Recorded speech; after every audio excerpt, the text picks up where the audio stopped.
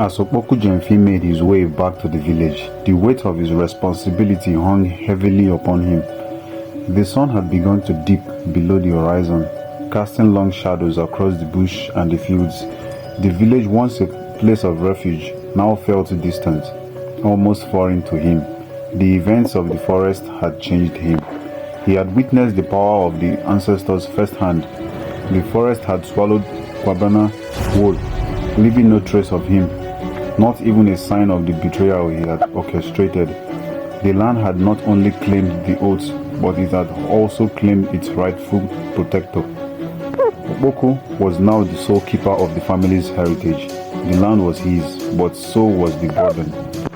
As he approached the village, the familiar sight of the huts and firelight greeted him. Yet the warmth that had once filled his heart upon returning home now felt cold. He knew that the elders, the villagers, and the family would want answers.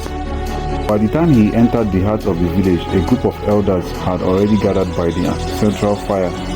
Their faces were serious, their eyes narrow as they watched him approach. Opoku knelt before them, bowing his head in respect. Opoku Jemfi, son of Kweku Jemfi, you return alone. The oldest of the elders, Nana Ashanti, said gravely. Where is Kwabena Edu? Opoku took a deep breath before answering. Kwabena has paid for his betrayal. The spirits have claimed him. A murmur ran through the crowd of elders. Some looked shocked, others angry, but none were surprised. It was no secret that Kwabena had sought to divide the land for his own gain. Still, to hear that the ancestors had intervened in such a way was troubling. And what of the land? Nana Asante asked, her voice low. The group of the ancestors has witnessed the passing of many, but never in such a way. Do you believe the ancestors will allow us to rebuild what was lost? Opoku lifted his head, his gaze steady. The land has been reclaimed, Nana. The oath has been restored. The ancestors made their judgment. There was a heavy silence. Finally, the elder spoke again, his voice filled with both sadness and hope. You have shown us that there are forces greater than greed. Opoku, you have done what many would not dare. Now we must rebuild together, for the land belongs to us all. The fire flickered brightly as the villagers gathered, and Opoku felt a sense of resolve settling in his chest. He had done what he could, and now it was time for healing to begin. The past could never be undone, but there was still hope for the future. The days that followed Opoku Jemfi's return to the village were filled with a sense of quiet resolve, but beneath the surface, uncertainty simmered. The villagers, though relieved that the land was safe once again, still whispered amongst themselves. There were those who believed Opoku had acted swiftly, guided by the ancestors themselves. But there were all others who questioned whether the power of the spirits had been too much to bear. Opoku spent much of his time with the elders, discussing the future of the land and the traditions that had held the village together for generations. Despite their words of support, Opoku could not shake the feeling that something was wrong. The land had been reclaimed, yes, but the consequences of Kwabena's actions were far from over. He had lost his cousin, but he feared there were others who would follow in Kwabena's footsteps, those who would test the boundaries of the sacred oath. The following days were tense in the village. Word had spread quickly that Kwabena Edu had been claimed by the ancestors and the land had been restored to its rightful place. But as Opoku had feared, not everyone was at peace with the outcome. Some of the villagers, discontented with the judgment rendered, began to speak out against the ways of the elders, questioning the legitimacy of the ancestral judgment. As he walked through the village square one morning, he overheard hushed voices. There, gathered in a small circle, were some of the village's young men, their faces marked with suspicion and defiance. Among them was Kwame, a former friend of both Opoku and Kwabena, who had once been known for his wisdom and sense of fairness, but now his eyes were clouded with anger. Opoku Jemfi may have the land, but the people still have their voice, Kwame was saying. his voice low but filled with conviction. "We have to decide what comes next. Kwabena was one of us. He was our brother. And now, because of one man's choice, we have lost him forever." Opoku stepped forward, his heart heavy with the knowledge that this was not a fight he had sought. "Kwame, you are wrong. Kwabena betrayed us all. He sought to steal what was not his, to divide what was meant to remain whole." The ancestors made their decision. There is nothing more to say. Kwame looked at him, his expression hard. "And what of the rest of us, Opoku? Are we to live in fear of the ancestors? Must we all toe the line of what they demand, even if it means our lives are no longer our own?" Opoku felt the anger rising within him, but he forced it back. "I do not speak for the ancestors, Kwame. I speak for the land, for the future.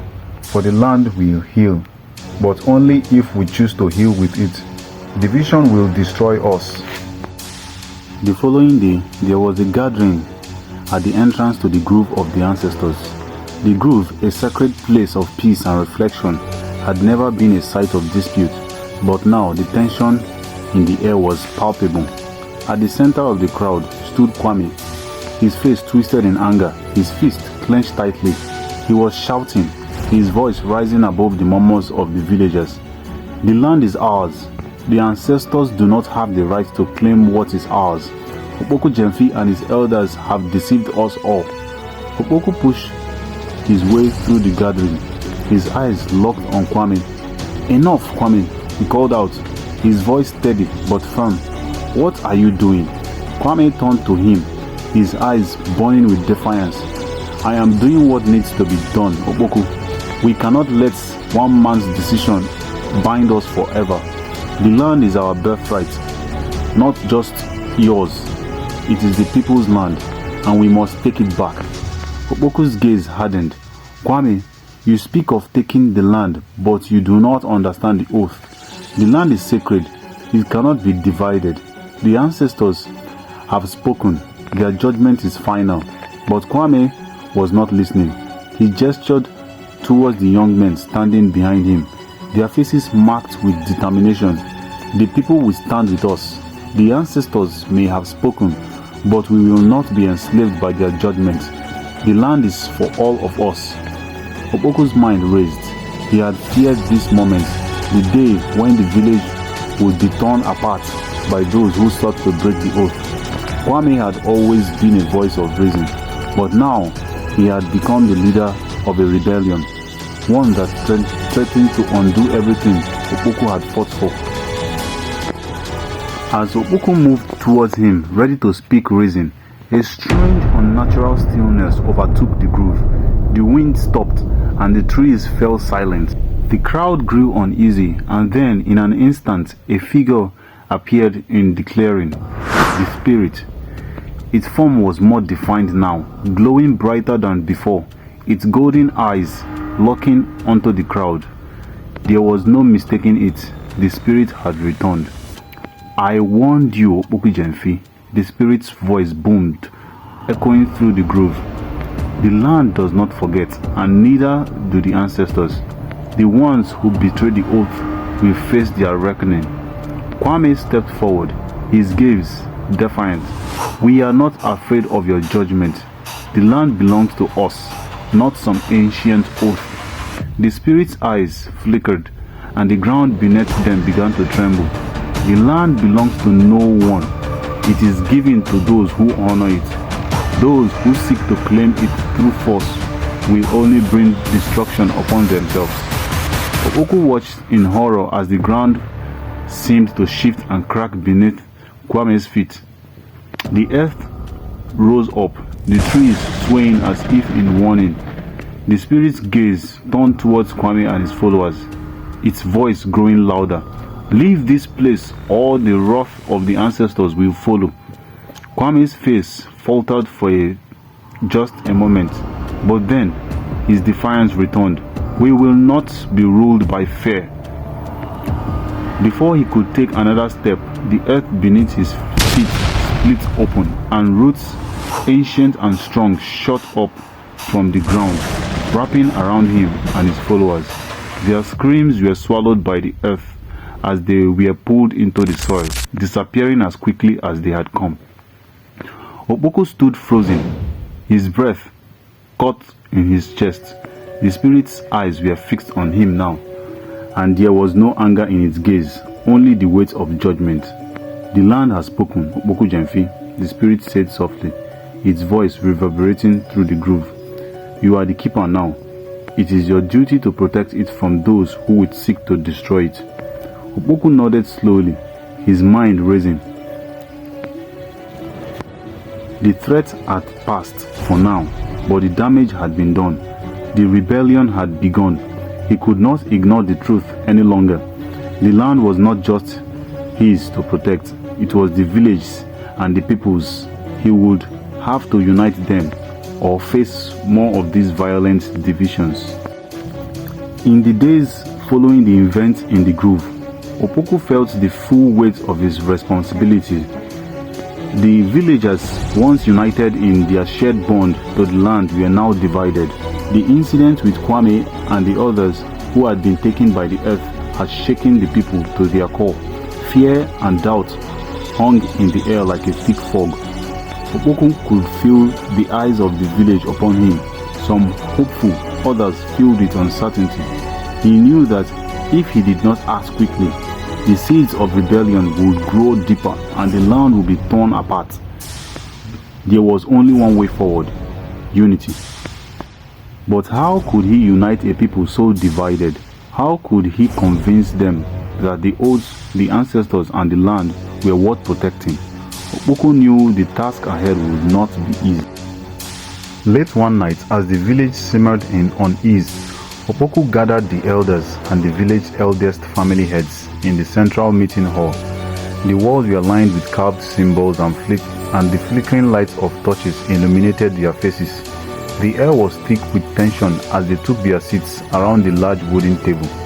Opoku stood before them, his shoulders square, his gaze unwavering. The land has been divided, and with it, so have we. The rebellion that has taken root cannot be ignored. We have seen what happens when one man seeks to claim the land for himself. But we must also ask ourselves, why did this happen? Why did the people rebel? The room fell silent. The elders exchanged uncertain glances, their faces marked with the years of wisdom and hardship. It happened because we failed to teach them, Opoku continued, his voice steady. We failed to remind the people that the land does not belong to us. It belongs to the ancestors, to the spirits, and to the future generations who will come after us. We must heal the wounds caused by Kwabena's betrayal and rebuild the trust that has been lost. One of the elder women, Nanaya, spoke up, her voice steady despite the years of hardship that had shaped it. Opoku, we agree, but healing will take more than words. The people need to see strength of unity, not the force of authority. Opoku nodded, understanding the weight of our words. We must go to the people. We must walk among them, show them that we are one, united in purpose, united in our respect for the land and the oath that binds us to it. Only then can we move forward together. The elders murmured in agreement. Opoku knew this would not be a quick solution. It would take time, effort and patience, but it was the only way. He would travel to the village, speak to the families and remind them of the sacred bond they all shared. In the days that followed, Opoku worked tirelessly, walking from hut to hut, speaking to anyone who would listen. He reminded them of the ancestral bond, of the promise that the land would always provide as long as they remained faithful to it. It was not easy, but slowly the whispers of rebellion began to fade. Opoku knew that the path ahead would be long and filled with challenges, but for the first time in a long while he felt a glimmer of hope. The land was theirs to protect, and together they would find a way to heal the rift and restore peace. Opoku's efforts to unite the village were beginning to bear fruit. As he walked through the settlements, he his words slowly finding their way into the hearts of the people. He could sense the tide shifting. The whispers of rebellion were fading, replaced by murmurs of understanding.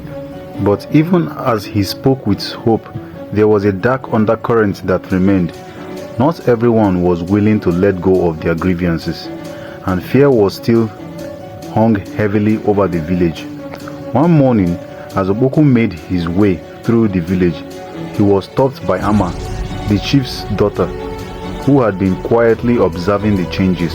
Ama had always been a woman of great intellect, and her presence in the village had always been a source of wisdom.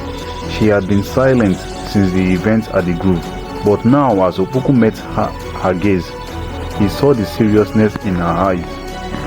"Opoku," she said softly, "the danger is not over. You know this, don't you?"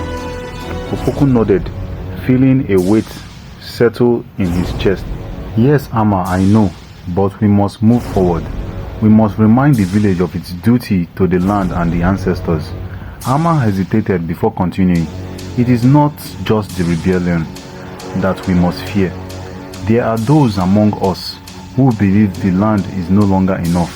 They seek power beyond the land, power that the ancestors cannot protect." Opoku's eyes narrowed. "What do you mean?" "There are rumors," Ama continued, her voice barely above a whisper, "of a group of men who have been traveling to the north, beyond the boundaries of our land. They seek more than just land. They seek alliances, alliances that would grant them more power than even the elders can offer." Opoku's heart skipped a beat. The north was an area of sacred significance, but it was also a place of unsettled lands, where other kingdoms and tribes coexisted. What could these men possibly want there? "Do you believe this is true?" Opoku asked. Ama hesitated again, glancing around as if to ensure no one else was listening. "I do not know, but I have heard their words, and they are dangerous. They speak of forging alliances with kingdoms that do not share our ways. They speak of changing the balance of power. They believe the ancestors' protection is too limited, and that true power lies elsewhere." Opoku felt his thoughts raise. What Ama spoke of was not just rebellion, it was something far more dangerous. If the people of the village sought power outside the protection of the land, they would be venturing into unknown, treacherous territory. The land, sacred as it was, might not be enough to protect them from what lay beyond its borders. "We cannot let this happen," Opoku said firmly. "I will speak to the elders and warn them.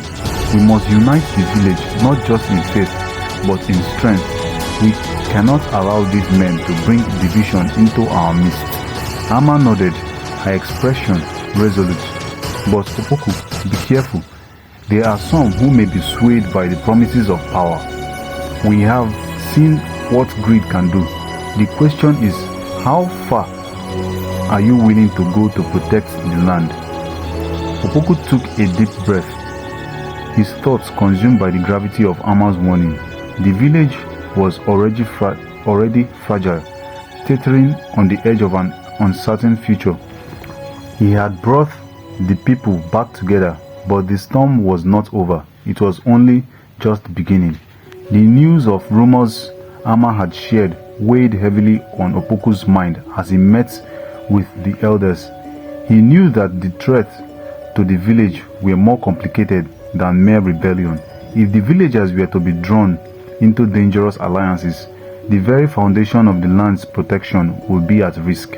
The spirits, the ancestors, the oath, all of it could be undone. Opoku gathered the elders in the great hall, their faces grim, their postures as stiff as the ancient wooden pillars that supported the structure. Nanaya spoke. Her voice was filled with wisdom of years, but there was an unmistakable weariness in it. "Opoku Jemfi, you have called us here for a reason. We understand that the village is still divided, but I fear as you do that it is not only our people we must worry about." Opoku nodded, I have heard troubling news, Nanaya. There are whispers of a group of men seeking to forge alliances with the tribes to the north, tribes that do not share our customs, who may have their own hidden agendas. They speak of power, of wealth, and of taking what is theirs by any means necessary. If we do not act quickly, I fear we may be at the brink of something much larger than a mere land dispute. Nanaya's eyes darkened. The north is a land of mystery and danger. Many have ventured there in search of fortune, but few return. If these men are truly seeking power from beyond our borders, we will be caught between two worlds.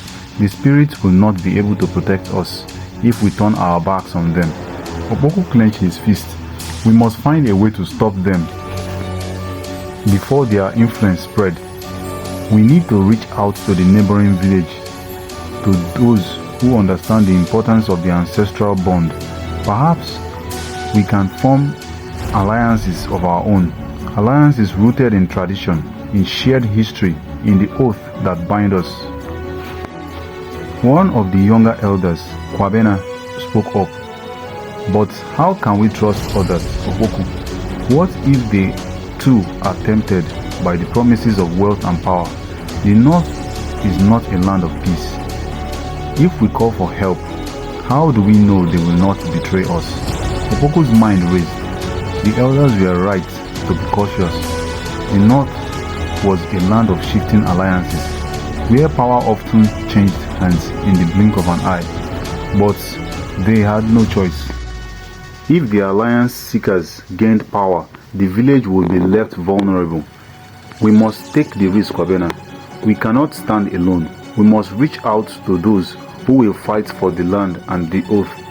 We will send emissaries, those we trust, to speak with the leaders in the north and to remind them of the power of our ancestors.